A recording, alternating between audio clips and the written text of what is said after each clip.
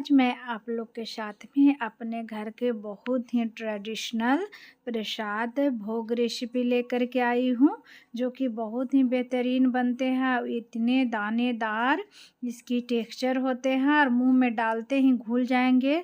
ऊपर से एकदम दानेदार और अंदर से इतने मॉइस्ट होते हैं। तो ये रेसिपी ऐसी रेसिपी है मेरे घर की कि इसके बिना मेरे घर की कोई भी पूजा कंप्लीट नहीं होती जब तक हमारे घर में ये प्रसाद नहीं बनते। और ये सबसे अच्छी बात है कि इतनी हेल्दी तरीके से बनाए जाते हैं।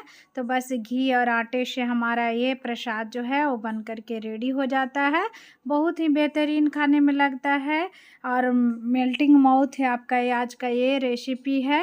और ये आप कड़ा प्रसाद वगैरह जो बनाते उससे एकदम बिल्कुल ही डिफरेंट है। इसकी रेसिपी आपको कहीं नहीं मिलेगी। इतनी ही यूनिक और ट्रेडिशनल हमारे घर का स्पेशल रेसिपी है।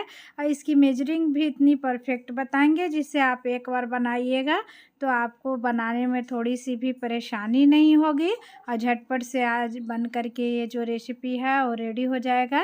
और मेरे घर में जब भी ये प्रसाद बनता है ज़्यादा क्वांटिटी में बनता है, क्योंकि ये जब भी बनता है कम पड़ जाता है, क्योंकि इतनी बेहतरीन ये खाने में लगता है। तो चलिए इस रेसिपी को बनाते हैं, बना करके आज आप लोग के साथ में भी शेयर करते हैं। तो जब भी कोई पूजा फंक्शन हो आप इस रेसिपी को अपने घर में ज़रूर बना सकते हैं। तो चलिए बनाते हैं।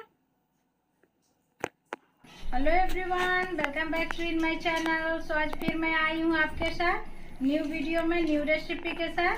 तो चलिए इसको बनाते हैं, आप लोग के साथ शेयर करते हैं। तो इसे बनाने के लिए सबसे पहले आपको मेजरिंग दिखाते हैं तो कैसे आपको लेना है। तो 1 कप लिए हम ये घर का आटा, जो रेगुलर आटा होता है वो आटा शुद्ध लेना है आपको। एक वजन में 200 ग्राम है। 100 ग्राम आपको देसी घी लेना है। 100 ग्राम चीनी लेना है। और इसमें ड्राई फ्रूट्स की उतना ज़रूरत नहीं है, लेकिन आप चाहते हैं तो कोई भी ड्राई फ्रूट्स थोड़े से ले सकते हैं। बस 3 ही इंग्रेडिएंट्स आपका ये प्रसाद जो है बन करके रेडी हो जाएगा।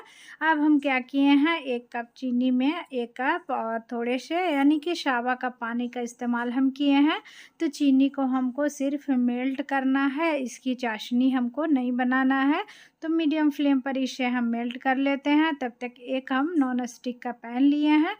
पैन में बिना घी तेल किसी भी चीज़ के बिना ही डायरेक्ट आटे को डालेंगे और आटा को डाल करके मीडियम फ्लेम पर इसमें अच्छी खुशबू आने तक, यानी कि 50% जब तक इसका कलर चेंज हो जाए तब तक आपको आहिस्ता आहिस्ता भूनते रहना है।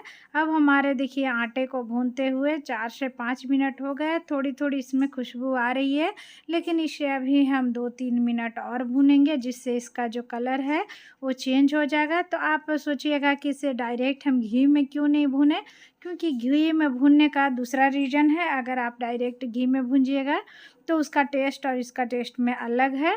तो आप हम क्या करेंगे, 50% इसका कलर चेंज हो गया, इसमें से अच्छी सोनी खुशबू आ रही है। तो इसे एक बर्तन में हम पलट लिए हैं। और इधर जो हमारा चीनी जो है वो भी हमारा मेल्ट हो चुका है। अब दोनों प्रोसेस हमारे हो चुके हैं। अब चलते हैं इस प्रसाद को बनाने के प्रोसेस में। तो अब क्या करेंगे, पैन को हम अच्छे से टॉवल से साफ़ कर लेते हैं, क्योंकि पहले का जो आटा थोड़ा बहुत लगा हुआ है। इसके बाद इसमें 100 ग्राम घी से हम 50 ग्राम के तकरीबन घी अभी हम डालेंगे। और डालने के बाद मीडियम ही फ्लेम हमको रखना है, हाई फ्लेम को इसमें 1 मिनट भी इस्तेमाल नहीं करना है।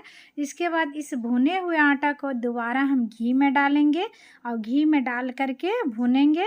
तो पहले अगर आप घी डाल देते तो आपके जो घी है वो आपका जलने लगेगा और घी का जो ओरिजिनल टेस्ट और फ्लेवर होता है और खुशबू जो होता है वो आपका नहीं रहेगा। अगर आप बहुत देरी घी को जला दीजिएगा, क्योंकि घी ऐसे भी हमारा जला हुआ रहता है। अगर मक्खन से जला करके हम घी बनाते हैं तो ऐसे भी इसका टेम्परेचर बहुत ज़्यादा होता है। तो आपको घी को बहुत देर तक नहीं जलाना चाहिए, नहीं तो उसका जो नेचुरल टेस्ट फ्लेवर है वो ख़त्म हो जाता है। इसीलिए आटा को हम 50% पहले भून लिए।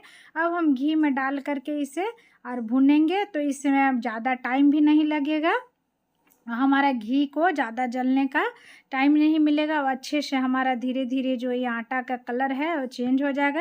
और घी में डालने के बाद आटे का कलर जो है बहुत जल्दी चेंज हो जाता है। और ऐसे अगर बिना घी के भुनिएगा तो धीरे धीरे अच्छे से भुनेगी आटा आपकी, और एकदम खुशबू जो है बहुत अच्छा से इसका आता है। अब आपको देख रहे हैं जैसे ही हम आटा को घी में डालें तो सारा जो घी है वो ऑब्जॉर्ब कर लिया है। लेकिन जैसे जैसे हमारे हलवे जो है प्रसाद वाला और पकेगा वैसे वैसे फिर से दोबारा जो हमारा घी है वो प्रसाद रिलीज करने लगेगा। अब क्या करेंगे, फ्लेम को ऑफ कर दिए हैं और उसमें जो हम शुगर सिरप बना करके रखे थे उसे हम डाल देंगे।